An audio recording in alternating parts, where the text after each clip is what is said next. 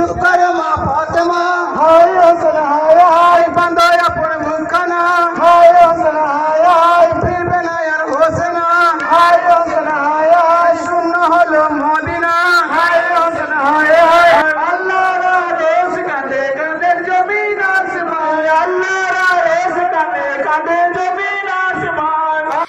প্রতি বছরের মতো এবছরও পূর্ব বর্ধমান জেলার মঙ্গলকোটে কারিকরপাড়ায় অবস্থিত দারগাহে আলিয়া এ হযরত গৌসে শানিপাক অর্থাৎ কাদেরিয়া খানকা শরীফে, মাজার শরীফে এবং তৎসংলগ্ন ইমামবাড়া শরীফে আজ শনিবার 10ই মুহররম অর্থাৎ আশুরা পাকের দিনটি নওহা পাঠ, মাতম ও বিভিন্ন শোকাবহ অনুষ্ঠানের মাধ্যমে পালিত হচ্ছে। আজ ইসলামিক হিজরি ক্যালেন্ডার অনুযায়ী 10ই মুহররম 1446 হিজরি, আজ থেকে প্রায় 1400 বছর আগে 61 হিজরির 10ই মুহররম আজকের দিনে ইসলাম ধর্মের প্রবর্তক নবী হযরত মুহাম্মদ সাল্লাল্লাহু আলাইহি ওয়াসাল্লাম পাকের প্রাণপ্রিয় নাতি ইমাম হুসাইন আলাইহিস সালাম পাক শহীদ হন। আশুরা মানে আরবিতে 10, তাই একে আশুরা পাক বলে। মহানবী প্রতিষ্ঠিত সত্য ও ন্যায়ের আদর্শকে রক্ষা করতে এবং ইসলামের একেশ্বরবাদকে কায়েম রাখতেই মুহররম মাসে কারবালার প্রান্তরে তিনি পরিবার পরিজন এমনকি 6 মাসের শিশুপুত্র সহ শহীদ হন। তিনি অন্যায় ও অসত্যের কাছে মাথা নত করেননি।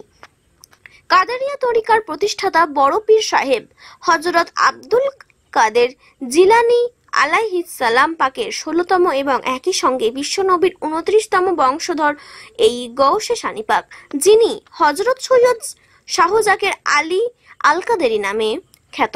তিনি আজ থেকে প্রায় 250 বছর আগে ইরাকের বাগদাদ শরীফ থেকে মঙ্গলকোটে আসেন। তার বর্তমান স্থলাভিষিক্ত উত্তরাধিকারী কাদেরিয়ার তরিকার বর্তমান সাজ্জাদানশীর হুজুর পাক হযরত সৈয়দ শাহ ইয়াসুব আলী আল কাদেরি আল বাগদাদি পাকের দরবার পাক কলকাতার 8 নম্বর হাজী মোহাম্মদ মহসিন স্কোয়ারে। মঙ্গলকোট ছাড়াও কলকাতা, মেদিনীপুর সহ ভারত ও বাংলাদেশের সমস্ত কাদেরিয়া খানকা শরীফ ও মসজিদ পাকে এই শোকের দিনটি পবিত্রতার সাথে পালিত হচ্ছে। 10ই মুহররম এই দিনটা সম্পর্কে কি বলবেন? এই দিনটা হচ্ছে শোকের দিন, আশুরার দিন, দুঃখ, গম, তাজিয়াতের দিন। আজ থেকে 1400 বছর আগে তাজদারে মদিনা মোহাম্মদ মুস্তফা সাল্লাল্লাহু আলাইহি ওয়াসাল্লামের নয়নে মণি ইমাম হুসাইন আলাইহিস সালাম কারবালা প্রান্ত ফ্রাত নদীর ধারে মর্মন্তীভাবে শহীদ হয়েছিলেন। এজিদ পলিদ তাকে নিষ্ঠুরভাবে শহীদ করেছিল। নদীর ধারে ফ্রাত নদীর নাম ছিল, সে নদীর ধারে সমস্ত সৈন্য মোতায়েন করেছিল যাতে ইমাম হুসাইন নয়নে মণি রসুল খুদা সাল্লাল্লাহু আলাইহি ওয়াসাল্লামের নাতি পানি না পান। শুধু তিনি একা নয়, তার সব পরিবারে যত জন ছিলেন খেমায় সবাই হাহাকার পানি বের হয়েছিলেন। এই মর্মন্ত দৃশ্য, সে অবস্থা তাদেরকে খেমাতে অগ্নি দাঁড়িয়ে দেওয়া হয়, ওনাকে শহীদ করা হয়। কচি বাচ্চা মাসুম ইসলামকে শহীদ করা হয়। হিংসা মানুষকে এমন এক অধপতনে, লোভ লালসায় এক এমন জায়গায় পৌঁছিয়ে দিয়েছিল। তাই সীমানকে ইমাম হুসাইন জিজ্ঞাসা করেছে, হ্যাঁ সীমা, তুমি আমাকে শহীদ করে কী লাভ হবে? হুজুর, আমি এই জন্য শহীদ করছি, আমার পয়সার দরকার।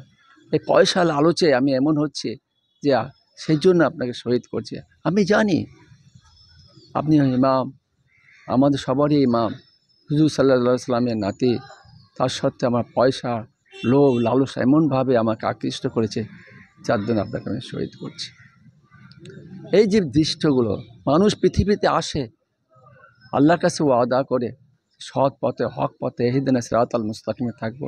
পৃথিবীতে এসে লোভ লালসা মোহতে নিজেদেরকে আগিয়ে নিয়ে যায়। এই যে থেকে মানুষ মুক্তি পাওয়ার জন্য হুজুর সাল্লাল্লাহু আলাইহি ওয়াসাল্লামের নয়নে মণি এজিদের হাতে হাত দিলেন না। সে ভোগ বিলাস মদ নিয়ে মস্তি নিয়ে থাকতো। ইসলাম এটা বলে না। ইসলাম হচ্ছে সামাজিক একটি ধর্ম, সমস্ত জাতি ধর্ম নির্বিশেষে সবাইকে নিয়ে চলে। প্রত্যেকের ব্যথা দরদকে অনুভব করে এবং তাদের পাশে এসে দাঁড়ায়। কারবালা প্রান্ত ঠিক তাই, উনি পানি ওনাকে দেয় না, এমন সময় ওনাদের এজিদের অলিদের লোক এসে ওনার ক্ষমাতে প্রথমে এসে ছুটে এসেছিল, পানি চেয়েছিল। ওনার কাছে যেটুকু পানি ছিল তার থেকে তাকে পান করেছিল।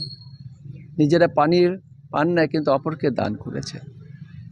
এই যে ওনাদের একটা ত্যাগ, ইসলামকে বাঁচাবার জন্য, কলমাকে বাঁচাবার জন্য তারা আত্মদান করেছে। এই জন্য এই দিনটা আশুরার দিন, এই দিনে পবিত্রতা বর্ণনা শেষ নেই। তাই তার ভক্ত যারা, তারা মহব্বত করেন যারা, এই দিনটাকে পালন করেন। এবং এই দিনে আমরা তাজিয়াত হয়, মহরম হয়, মিছিল হয়, এইসব তাবুত পাঠবার হয়, যাকে স্মরণ করলে কারবালার প্রান্তরে কথা মনে পড়ে যায়। ফোরাত নদীর ধারে বহিত পানি চলছে, কিন্তু না সেই পানি থেকে বঞ্চিত ছিলেন, সে দৃশ্য চোখের সামনে ভেসে ওঠে। আজ সে বাজনা বাজে কারবালার প্রান্তরে, তাই আমরা সে বাজনা বাজাই, আমরা সে মর্সিয়া গান ক্রন্দন করি, ব্যথা অনুভব করি। এই পবিত্র কারবালা প্রান্তরে যে মর্মান্তিক ঘটনা ঘটেছে, তারই পূর্বকার ঘটনাকে আমরা মনে করি এবং সেই অনুভবকে আমরা মাতম করি এবং কাফেলা বার করে মর্সিয়া গায়। এ আমাদের। আর ওনাদের বংশধর এজিদ বলেছিল ধ্বংস করে দেবো, কিন্তু না, ওনাদের ধর্মের প্রচারের জন্য আল্লাহ পাকের কুদরত থেকে ওনাদের বংশধর রোজ কিয়ামত পর্যন্ত থাকবেন। এবং সুদূর আরব থেকে, বাগদাদ শরীফ থেকে আমাদের মোগলকোটের গৌসে সানি জাকির আলী আল কাদরি আল হাসানি হুসাইনি এসেছিলেন। তার আব্বা জানের ছিলেন আবদুল্লাহ জিলি, যার শাহজাদা পাককে নিয়ে এনারা দুইজনে ভারতে থেকে যান। একজন হচ্ছে মোগলকোটের সৈয়দ শাহ জাকির আলী আল কাদরি আল হাসানি হুসাইনি, আরেকজন রওশন সালাম রওশনগঞ্জে, ওনার ওখানে সমাধি আছে, মাজার শরীফ আছে। তারপরে ওনার শাহজাদা পাকে সৈয়দ তোফাইল আলী কাদরি আল হাসানি হুসাইনি আল বাগদাদি আল হাসানি হুসাইনি সালাম পাক, ইনিও মোগলকোটে সমাধি আছে ওনার মাজার পাক আছে। এরপরে আমাদের সব মাজার পাক হচ্ছে মেদিনীপুরে আল্লাহ হুজুর পাক সৈয়দ মেহ আলী আল কাদরি আল হাসানি হুসাইনি সালাম আসলাম।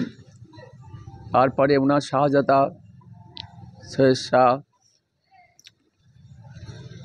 মুর্শেদ আলী আল কাদরি আল হাসানি হুসাইনি সালাম আলা জাদ্দিহি নবিয়ানা আলাইহি। তার শাহজাদা পাক সৈয়দ শাহ ইরশাদ আলী আল কাদরি আল হাসানি হুসাইনি সালাম পাক। তার শাহজাদা সৈয়দ মুস্তাশিদ আলী কাদরি আল হাসানি হুসাইনি, তার শাহজাদা সৈয়দ রশিদ আলী আল কাদরি আল হাসানি হুসাইনি। এই যে এনারা পৃথিবীতে চলে গিয়েছেন, এনারা হচ্ছেন আলে রসুল। এই দরবার হচ্ছে আলে রসুলের দরবার। আলে হাসানি এবং হুসাইনি বংশধর, বড় পীর আব্দুল কাদের জিলানী ইসলামের বংশধর। এইনারা পরে বর্তমানে এই যে গদ্দিনী শিল্পীর রয়েছে ইয়াসুফ আলী আল কাদরি আল হাসানি হুসাইনি সালাম পাক, তারা যারা আব্বা সৈয়দ ইয়াসুফ আলী কাদরি আল হাসানি হুসাইনি, তার আব্বাজান কেবলা রয়েশেদ আলী আল কাদরি আল হাসানি হুসাইনি আল বাগদাদি। ইনাদের পরিচালনায় আমরা তার ভক্ত, আমাদের মুর্শিদ তিনি, আমাদের কেবলা তিনি, আমাদের কাবা তিনি। আসসালামু আলাইকুম। আপনার নাম? আমার নাম হচ্ছে খন্দকার মফিজুর রহমান। আমি এখানে দরবারের ম্যানেজার আছি মোগলকোটে। আমি কাজী আমিরুল ইসলামের রিপোর্ট, সকলের জন্য নিউজ।